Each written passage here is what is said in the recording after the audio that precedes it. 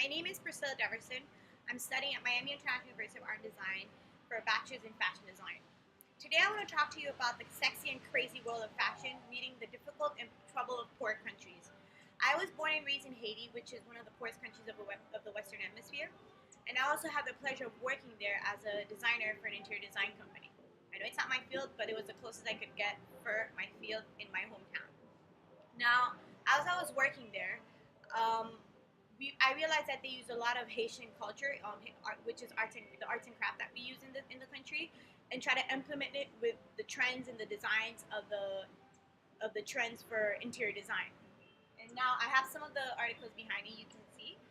I realized as well that we did a lot of beading and hand beading and paper mache and things like that. We even used it for shoes and handbags and just to name a few. Now, it got me thinking. I was like, how can we use those techniques and implement them in the fashion world? So I realized that we could totally open a factory in Haiti. Why not? How can we open a factory in Haiti? So I started my research. I started researching about minimum wage. What is the minimum wage of Haiti? Minimum wage in Haiti is about $100 US per month per employee. Now I was like, wow, that brought back memories because when I was in fabric stores, I used to pay minimum.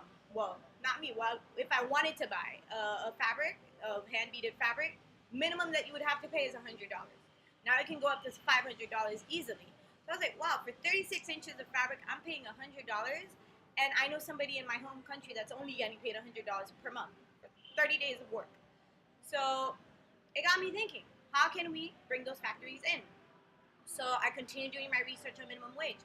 Minimum wage for factory workers is a little bit different. They are about 350 gourds per day, which is equal to $5.30. That's for 8 hours of work. And now, when you calculate that per hour, they only make 66 cents an hour. I was like, okay, that's pretty low. Now let's continue. And then I continued the research. I started asking around. I started asking people that knew about the industry and that worked in the industry, how much did they pay their workers, their employees. And some of them have only two options. They either pay them by the hourly rate, the day rate that the government requires, or they pay them by article, which is sometimes better for the artists because they can make more article and they get paid more. So if they're paid like $1 per article and they make 100 of them, then they get paid 100. If they make 300 of them, then the list goes on and on and on. Now, after researching on minimum wage, I started researching on transportation in countries that are popular for their hand beaded work. Now, China is number one. You have European Union number two, India number three, and USA at number four. Got me thinking, like, what's my opinion of those four countries when it comes to hand beaded? China for me is pretty cheap. European Union and India would be my luxurious brands. You know, that's where I would lean forward to. And then you would have number four, which is USA, which would be my basic. But then I thought, how can we get those fabrics to the countries, because those countries have transportations. They have ports, they have taxes and customs and all of that.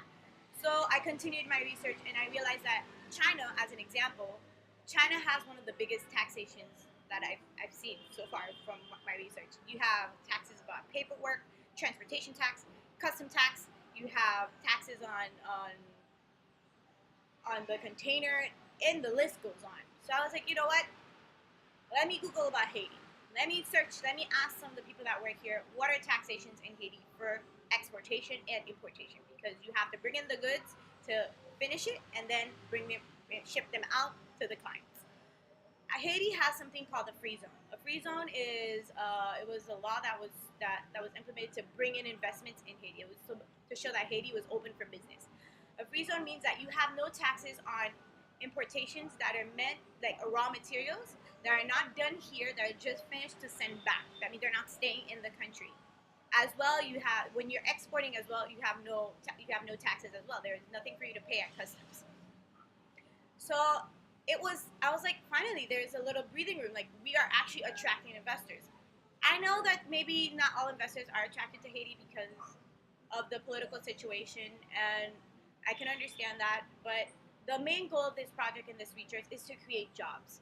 And that's why I wanted to do this research. It's all about the job and how can we better a country that needs the help. In the in the past 2 years, we've had so many strikes and so many protests and stuff like that that I know it's difficult for somebody to come and invest, especially when you have just about last year, a year and a half ago, factories would close for more than like weeks just because they were trying to bring up the minimum wage of factory workers, which was brought up, but it's still an ongoing process. So today that's what I wanted to talk to you about. How can we help? How can we help third world countries? How can we help countries that need it the most? And how can we use their own culture to push themselves and push them towards something that they can have?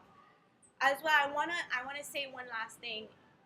Yes, there are a lot of help. Yes, there's a lot of help going into Haiti, but it's not help unless it's something that is self-sustaining.